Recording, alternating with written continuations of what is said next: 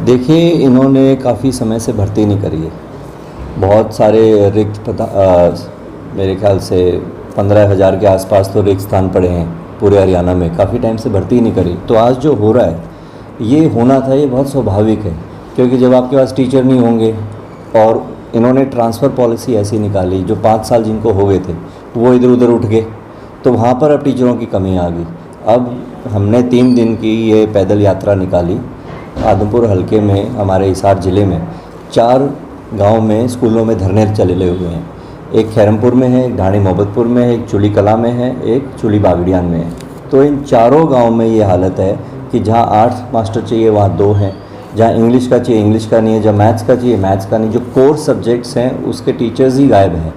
और सरकार ने मतलब यहाँ पर सुध लेने की सोची ही नहीं, मतलब धरना स्थल पे गए भी नहीं है कि हम देख लें। बच्चे बैठे हैं, बच्चों की कल से परीक्षाएं शुरू है, 29 तारीख से मध्य वार्षिक, और सरकार की तरफ से कोई नुमाइंदा नहीं गया कि हाँ जी हम आपके शिक्षकों का प्रबंध कर रहे हैं।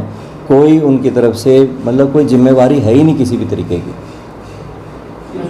शिक्षा नीति के लिए सीएम साहब ने बोला कि मास्टरों के पेट में दर्द हो रहा है कि उनको ज़्यादा सब्जेक्ट पढ़ाने पड़ेंगे। मास्टरों को कोई दिक्कत नहीं है, वो पढ़ाना चाहते हैं, लेकिन अब मैथ्स वाला सोशल स्टडीज़ कैसे पढ़ा लेगा, फिज़िक्स वाला ज्योग्राफी कैसे पढ़ा लेगा। ये तो वही बात होगी, जिसके पास लाइट लाइसेंस है वो हैवी लाइसेंस की रोडवेज बस कैसे चला लेगा। और ऊपर से अगर मुख्यमंत्री जी बात कर रहे हैं, उनके पास तो पूरी कैबिनेट है, उनके पास तो उप मुख्यमंत्री भी है, तो फिर वो अकेले ही चला लें। क्यों जनता पे इतना बोझ लगा रखा है, इतनी बड़ी कैबिनेट का, उप मुख्यमंत्री के खर्चे भी हो रहे हैं, तो वो अकेले ही काम कर लें। अभी हरियाणा सरकार ये कह रही है कि हमने स्कूलों को मर्ज नहीं किया है, स्कूलों की जो हालात हैं वो ज़्यादा खस्ता रहते हैं, इसके लिए हमने स्कूलों को ना अपग्रेड कर रहे हैं, स्कूलों को बंद नहीं कर रहे हैं। नहीं, ऐसा कुछ नहीं है, बाकायदा इनकी लिस्ट आई हुई है मर्जर की। हिसार ज़िले में 20 स्कूल मर्ज इन्होंने करे हैं, जिनमें सबसे ज़्यादा स्कूल लड़कियों के स्कूल हैं, जो सबसे ज़्यादा बंद हुए। ज़्यादातर लड़कियों के स्कूल हैं। और ढाणी मोहब्बतपुर तो एक ऐसा गांव है जो इस पॉलिसी में भी नहीं आता। ढाणी मोहब्बतपुर और मोहब्बतपुर दोनों पंचायतें अलग है, दोनों गांव अलग है, तो दोनों का स्कूल इन्होंने मर्ज कर दिया। और ढाणी मोहब्बतपुर का तो जो कोड है, जो स्कूल का ऑनलाइन कोड है, वो कोड भी इन्होंने हटा दिया। मतलब अब वो स्कूल कागजों में है ही नहीं। आदमपुर उपचुनाव को लेकर किस तरह की रणनीति आपकी पैदल यात्रा से आप जोड़ करते हैं? देखिए, अभी आदमपुर चुनाव में बहुत टाइम पड़ा है, मेरे ख्याल से नवंबर या दिसंबर में आएगा।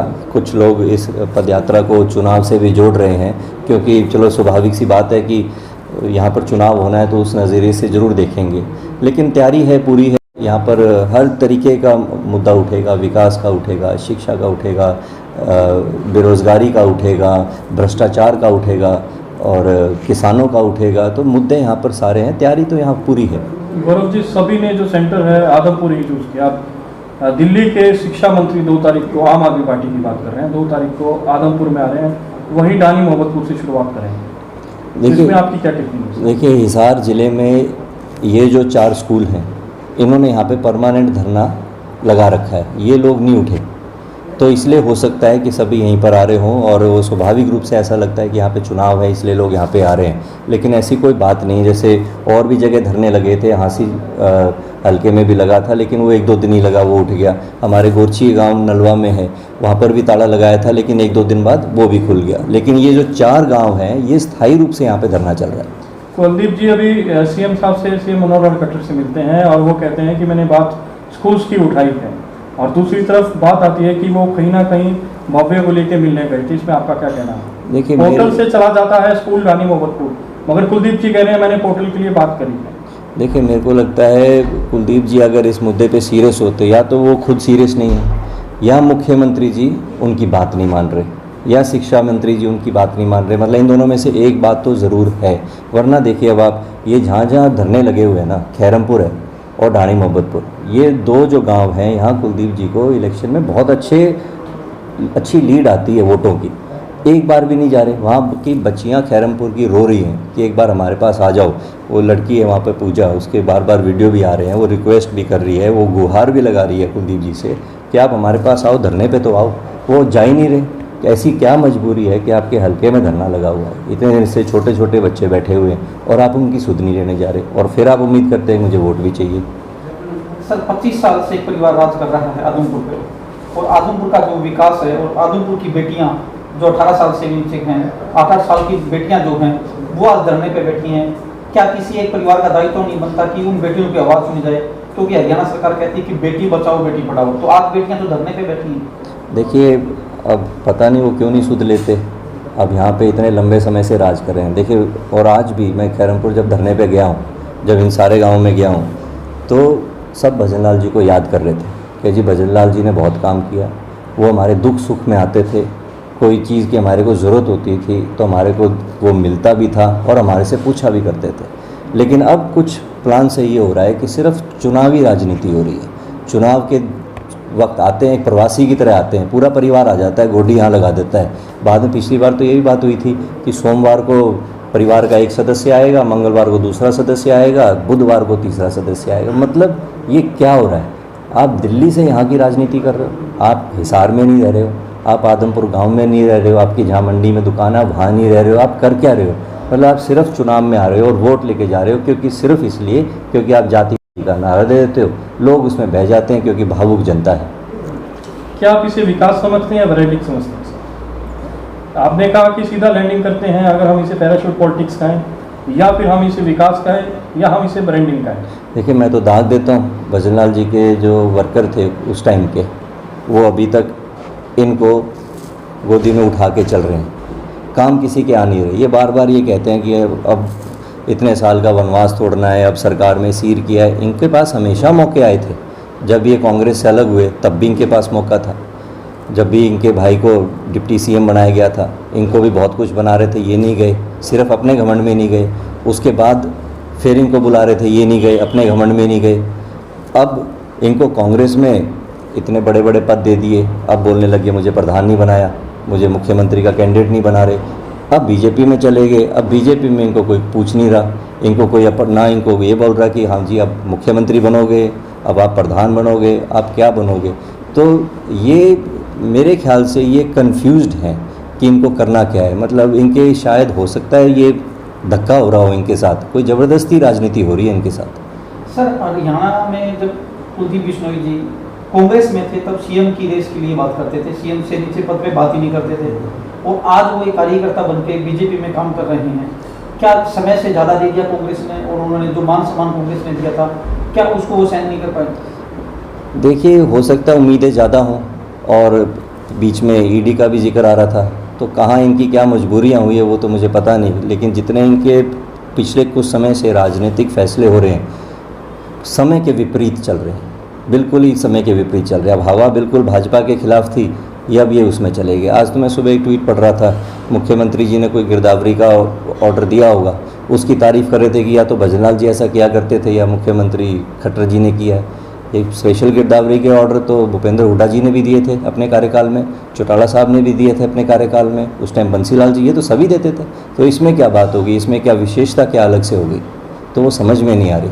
जी गौरव जी, एक बार थोड़ा सा ब्रीफ कर दीजिए, जो आपकी तिरंगा यात्रा 3 दिन चली, दर्शकों को बता दीजिए कब कब क्या करा और आगे की क्या प्रक्रिया। देखिए, हमारी ये शिक्षा यात्रा थी, 4 गांव में धरने चल रहे थे, तो चारों गांव में एक धरने से दूसरे धरने स्थल पर हमने 3 दिन में कवर किया। ये जो डिस्टेंस है, खैरमपुर से ढाणी मोहम्मदपुर पहले दिन, दूसरे दिन ढाणी मोहम्मदपुर से चूली कलां, और तीसरे दिन आज चूली कलां से चूली बागड़ियाँ।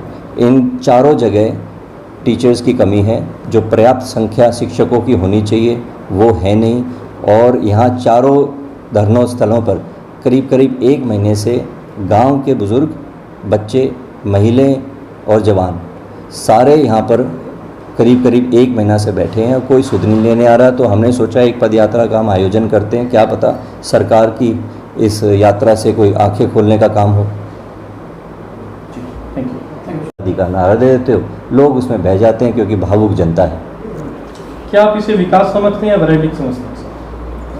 आपने कहा कि सीधा लैंडिंग करते हैं, अगर हम इसे पैराशूट पॉलिटिक्स कहें, या फिर हम इसे विकास कहें, या हम इसे ब्रांडिंग कहें? देखिए, मैं तो दाद देता हूँ भजन लाल जी के जो वर्कर थे उस टाइम के, वो अभी तक इनको गोदी में उठा के चल रहे हैं। काम किसी के आ नहीं रहे। ये बार बार ये कहते हैं कि अब इतने साल का वनवास तोड़ना है, अब सरकार में सीर किया है। इनके पास हमेशा मौके आए थे। जब ये कांग्रेस से अलग हुए तब भी इनके पास मौका था। जब भी इनके भाई को डिप्टी सीएम बनाया गया था, इनको भी बहुत कुछ बना रहे थे, ये नहीं गए, सिर्फ अपने घमंड में नहीं गए, उसके बाद फिर इनको बुला रहे थे, ये नहीं गए, अपने घमंड में नहीं गए।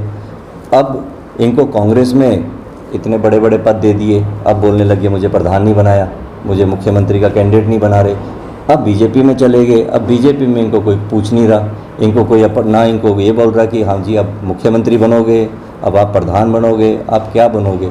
तो ये मेरे ख्याल से ये कंफ्यूज्ड हैं कि इनको करना क्या है। मतलब इनके शायद हो सकता है ये धक्का हो रहा हो इनके साथ, कोई ज़बरदस्ती राजनीति हो रही है इनके साथ। सर हरियाणा में जब कुलदीप बिश्नोई जी कांग्रेस में थे तब सीएम की रेस के लिए बात करते थे, सीएम से नीचे पद पे बात ही नहीं करते थे, और आज वो एक कार्यकर्ता बनके बीजेपी में काम कर रहे हैं।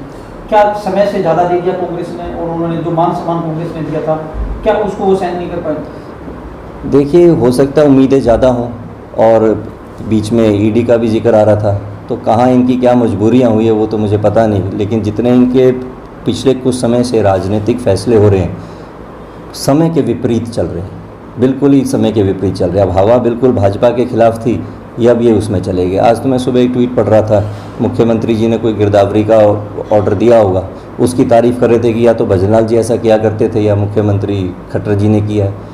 एक स्पेशल गिरदावरी के ऑर्डर तो भूपेंद्र हुड्डा जी ने भी दिए थे अपने कार्यकाल में, चौटाला साहब ने भी दिए थे अपने कार्यकाल में, उस टाइम बंसीलाल जी, ये तो सभी देते थे। तो इसमें क्या बात होगी, इसमें क्या विशेषता क्या अलग से होगी, तो वो समझ में नहीं आ रही। जी गौरव जी, एक बार थोड़ा सा ब्रीफ कर दीजिए, जो आपकी तिरंगा यात्रा 3 दिन चली, दर्शकों को बता दीजिए कब कब क्या करा और आगे की क्या प्रक्रिया। देखिए, हमारी ये शिक्षा यात्रा थी, 4 गांव में धरने चल रहे थे, तो चारों गांव में एक धरने से दूसरे धरने स्थल पर हमने 3 दिन में कवर किया। ये जो डिस्टेंस है, खैरमपुर से ढाणी मोहम्मदपुर पहले दिन, दूसरे दिन ढाणी मोहम्मदपुर से चूली कलां, और तीसरे दिन आज चूली कलां से चूली बागड़ियाँ। इन चारों जगह टीचर्स की कमी है, जो पर्याप्त संख्या शिक्षकों की होनी चाहिए वो है नहीं, और यहाँ चारों धरनों स्थलों पर करीब करीब 1 महीने से गांव के बुज़ुर्ग, बच्चे, महिलाएं और जवान सारे यहाँ पर करीब करीब 1 महीना से बैठे हैं और कोई सुध नहीं लेने आ रहा। तो हमने सोचा एक पद यात्रा का हम आयोजन करते हैं, क्या पता सरकार की इस यात्रा से कोई आंखें खोलने का काम हो।